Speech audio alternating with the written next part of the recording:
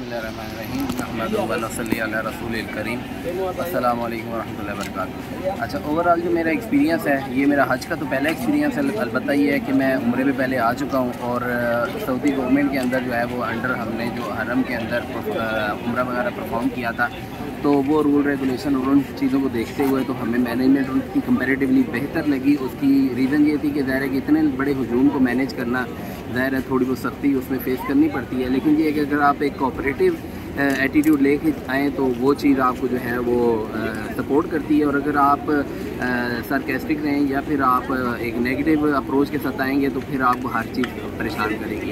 इसी तरीके से अगर हज के अंदर आएँ तो ये तो डे फर्स्ट से चीज़ बताई जा रही थी कि स्पेशली जो हज के अयाम हैं इनके अंदर उसकी सख्तियाँ भी हैं। और वो सिर्फ ये नहीं है कि अजमियों के लिए, जो अरबी भी यहाँ पे हज कर रहे हैं उनके लिए भी यही तरीक़ाकार है। और रही बात यहाँ पे आके हमें ये जो सारी चीज़ है बेडिंग वगैरह, इस चीज़ का पहले ब्रीफ किया गया था, हमें बताया गया था और इस हवाले से जो थोड़ी तंगी या परेशानी इस हवाले से भी बताया गया था।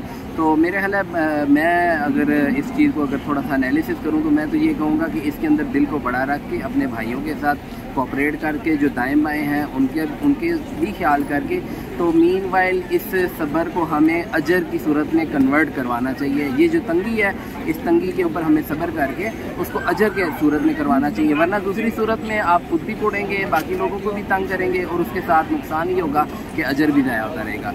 और ये तो टोटल 5 to 6 डेज़ हैं, डिपेंडिंग अपॉन कि आपकी चॉइस क्या है। छठे दिन आप मतलब ये है कि मिना में स्टे करते हैं यानी, तो ये तो दिन गुजर जाने हैं। अलबत्ता ये है कि आप ले के क्या जाते हैं वो चीज़ मैटर करती है। तो ओवरऑल जो एक्सपीरियंस है वो ठीक है, लेकिन ये है कि एक चीज़ जो हमें थोड़ी सी नामुनासिब लगी, या समझ लें कि जब हमें यहाँ पे ड्रॉप किया गया मिना में, तो आगे वेलकम करने के लिए, मतलब वेलकम उस तरीके से नहीं कि हमें गाइडलाइन करने के लिए कि आप इस तरफ जाएँ या फ़लाँ खेमे में जाएँ फ़लाँ, उसके लिए कोई डायरेक्शंस नहीं थी।